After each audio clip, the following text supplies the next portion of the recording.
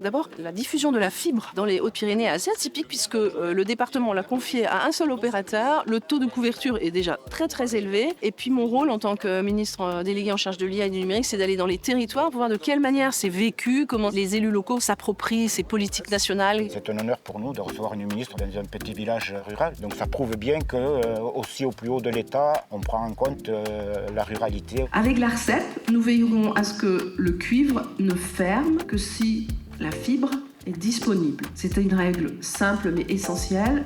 Aucun habitant ne sera privé de service avant que la fibre ne soit opérationnelle. La France est le pays le plus fibré d'Europe et nous devons en être fiers. Quelques chiffres pour illustrer le chemin parcouru. 42,4 millions, c'est-à-dire plus de 94% des locaux sont aujourd'hui rendus raccordables à la fibre. 82% des abonnements à Internet sont en fibre.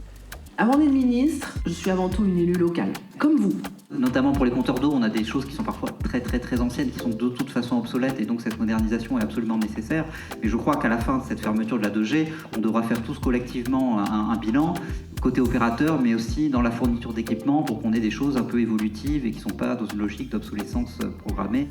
Une grosse partie, voire tout le territoire, est desservi.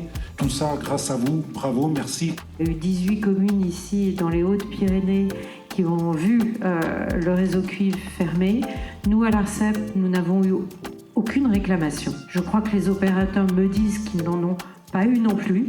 Merci d'avoir accepté de venir et de passer quelques minutes avec nous. Merci beaucoup.